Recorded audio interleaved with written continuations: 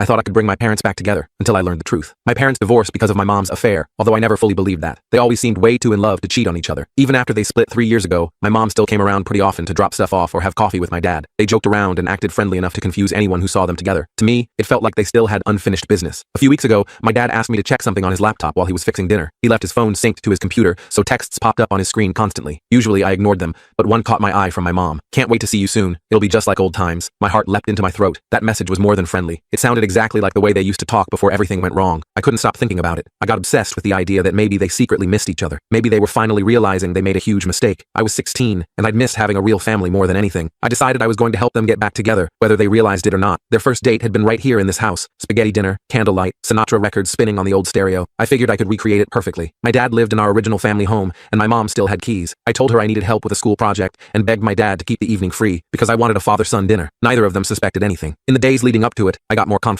I felt sure they'd fall right back into old habits once they saw what I'd done. But while cleaning out the dining room to set things up, I found something weird tucked away behind the photo albums on the bookshelf. It was a stack of papers from a real estate company. Offers, emails, agreements about selling our house. My stomach sank instantly. My dad had never mentioned moving. I felt panicked and confused. I searched more thoroughly when he wasn't home and found even worse things. There were applications for boarding schools hidden in his desk drawer, one in Massachusetts near my mom, another in Florida, where it seemed like my dad planned to move. They'd written notes to each other about how to break it to him gently, and once everything was set, I realized with a sickening feeling they'd been secretly planning this for months. I couldn't believe it. I dug deeper into my dad's computer. There I found emails about new relationships both of my parents had, serious ones, people I'd never even heard of. They planned to each buy apartments and move in with their new partners right after selling our home and shipping me off to school. My chest ached with betrayal and embarrassment at my stupid dinner plan. I wanted to cancel everything at first, but instead decided they deserved to know I'd found out. I printed every email, every application, and every text. When they both arrived, they looked stunned to see the candles and hear Sinatra playing softly. My mom smiled nervously. My dad frowned. "What's this?" he asked suspiciously. "Oh, it's nothing," I replied, telling them to sit down. And right as they did, I sat with them too. And wasting no time, I pushed the stack of papers towards them. My hands were shaking so badly, I had to keep them under the table. Neither of them said anything at first, but my mom looked sick, and my dad's jaw tightened. Quietly, I said, "I know what you've been planning behind my back." They tried to stay calm at first, saying this was all for my benefit, and that I'd understand when I was older. That's when I dropped my final card. I already called Grandma. She still owns part of this house and said she'll never let you sell it. That was a bluff, but I had to play it. The room went completely silent, and then my dad exploded. He shouted at me, calling me selfish and manipulative. My mom jumped in, tears in her eyes, saying that I was the reason they divorced, that having me had ruined their marriage. I stared at her, too shocked to speak, but then it got worse. They kept going, their words getting nastier. They said I was an accident, that neither of them ever wanted kids, and I destroyed their marriage from day one. I tried to argue back, but my voice broke, and the room spun around me. Their words cut deep, tearing apart everything I'd ever believed about my family. I couldn't take any more. My throat tightened. I stood up, knocking the chair over behind me, and ran upstairs. My dad yelled after me that Grandma wouldn't stop anything, that they'd make sure the house was sold no matter what. I slammed my bedroom door shut, and collapsed on my bed, sobbing harder than I ever had before. The full story where OP fights to keep the home is on my channel and linked below.